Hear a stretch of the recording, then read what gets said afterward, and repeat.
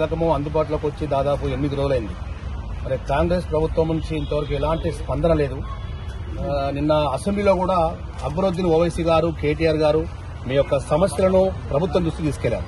So దీనిపై మీరు ఏమంటారు? ముఖ్యంగా JSTVW మీడియాకు, జై స్వరాజ్ వరల్డ్ టీవీ గారికి మా ఆటో డ్రైవర్ల తరపున ప్రత్యేక ధన్యవాదాలు తెలియజేస్తున్నాం. ఎందుకంటే ప్రభుత్వం మారినప్పటి నుండి ఆటో డ్రైవర్ల తరపున గొంతెత్తి మాట్లాడింది ఎవరంటే JSWTV మరియు జై స్వరాజ్ వరల్డ్ టీవీ గారు.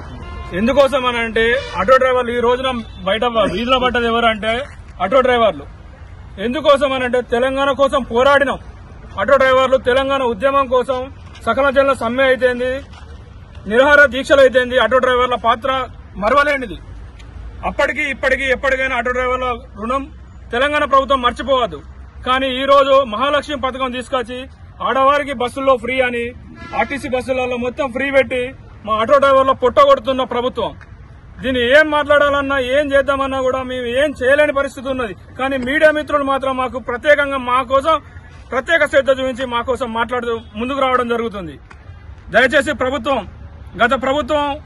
గత ప్రభుత్వం మాకు ఏం చేసినా చేయలేదా కూడా మాకు సంబంధం లేదు. కానీ మా జోలికి అయితే రాలేదు వాళ్ళు. మా మీడియా గురించి మా జోలికి రాలేదు వాళ్ళు. మీడియా ప్రభుత్వమే మా జోలికి రాలేదు. కానీ ఈ ప్రభుత్వం, రేవంత్ రెడ్డి గారి ప్రభుత్వం, సరే ప్రభుత్వానికి మేము అభినందనలు, కొత్త ప్రభుత్వం వచ్చినందుకు. ఎందుకంటే ప్రభుత్వాన్ని కూడా చేసుకున్నది మేమే, గెలిపించుకున్నది కూడా మేమే.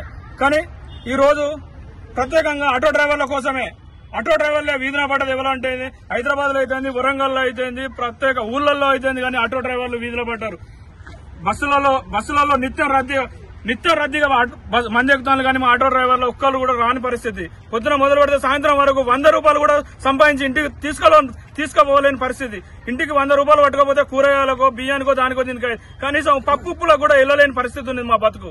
ఇలాగనే కొనసాగిస్తే మా బతుకులు అగమ్య గోచరంగా మారి మేము రోడ్ల పడి అడకదినే పరిస్థితి అవుతాయి. అవసరం ఉంటే చనిపోవడానికి కూడా మేము మా బతుకులు ఆగమయ్యే పరిస్థితి ఉన్నది. మా భార్య పిల్లల దృష్టి ఆలోచించి మా బతుకులను మా ప్రభుత్వం ఏమన్నా మాకు నిర్ణయం తీసుకుని మా గురించి ఆలోచిస్తుందని మేము ప్రత్యేకంగా అభినందనలు తెలియజేస్తున్నాం. మీడియా మిత్రులకు కూడా ప్రత్యేక ధన్యవాదాలు తెలియజేస్తున్నాం. సోషల్ మీడియాకు మీ భవిష్యత్తు కార్యాచరణ ఎలా ఉండబోతోంది?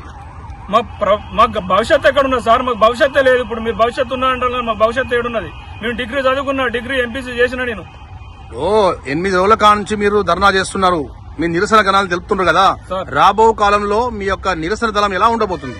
ఇంకా ఉధృతంగా ఉంటుంది సార్. మేము మా యొక్క ఆటో డ్రైవర్ హన్మకొండ చౌరస్తా మాది, సెంటర్ బేస్ మాది.